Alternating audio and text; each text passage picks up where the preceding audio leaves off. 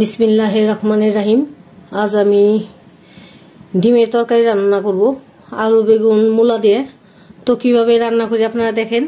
আমি ডিম সিদ্ধ করে এভাবে ছিলে নিছি। কড়াইতে এখন তেল দিয়ে দেই। বিসমিল্লাহ।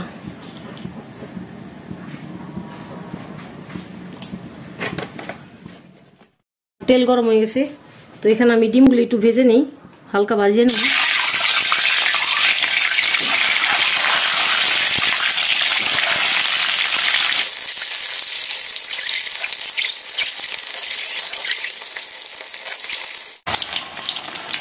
আলহামদুলিল্লাহ ডিম ভাজা শেষ, তুলে নিই।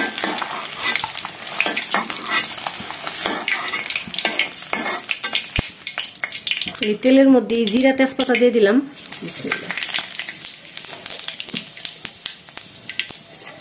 কেউ যদি জিরা তেজপাতা না দিতে চান না দিবেন, কিন্তু যেহেতু আমি মূলা দিছি ডিমের তরকারি, একটু তেজপাতা জিরা দিলে ভালো লাগে। এখানে আমি পেঁয়াজ কুচি দিয়ে দিলাম।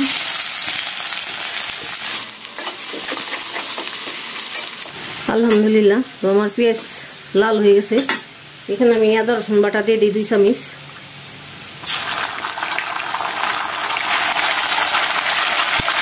একটু পানি দিয়ে দিই।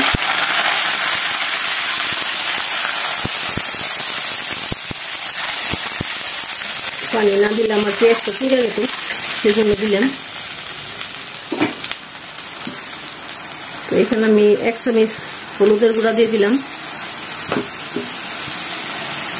1.5 চামচ মরিচের গুঁড়া। ঝালটা আপনারা আপনাদের পছন্দ অনুযায়ী দিন। এখানে ধনিয়ার গুঁড়া দিয়ে দিলাম 1.5 চামচ, আর ভাজা জিরার গুঁড়া দিয়ে দিলাম 1/2 চামচ।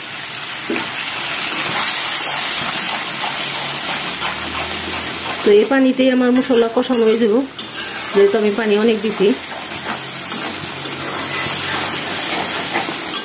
আলহামদুলিল্লাহ, মশলা আমার তেলের উপরে এসে গেছে।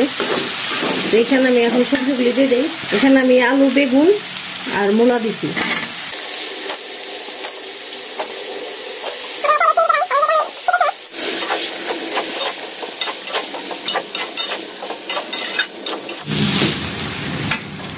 তো আমি অল্প একটু পানি দিয়ে ঢেকে রাখি সবজিগুলি গলার জন্য।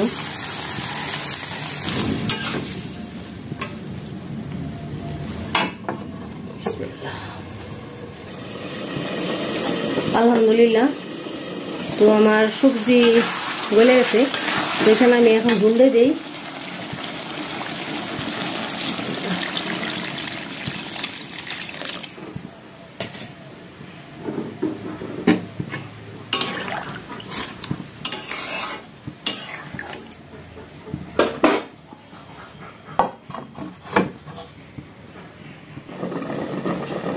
আলহামদুলিল্লাহ, তো আমি ডিমগুলো এখন দিয়ে দিলাম।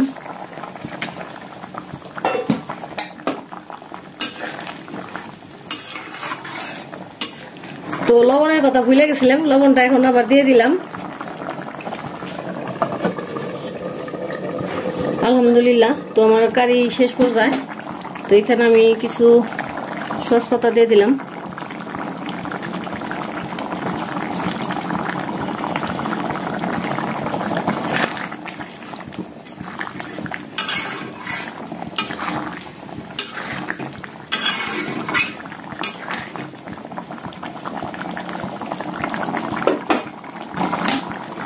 তো 2 মিনিট ঢেকে রাখি। আলহামদুলিল্লাহ, তো আমার তরকারি রান্না শেষ।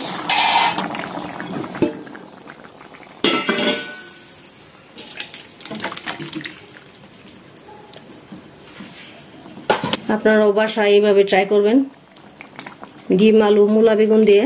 তো খুব সুস্বাদু একটা রান্না। ওটা যদি আপনাদের ভালো লেগে থাকে তাহলে অবশ্যই একটা লাইক দিবেন, কমেন্ট করবেন, শেয়ার দিবেন। সবাইকে অসংখ্য ধন্যবাদ। আল্লাহ হাফেজ।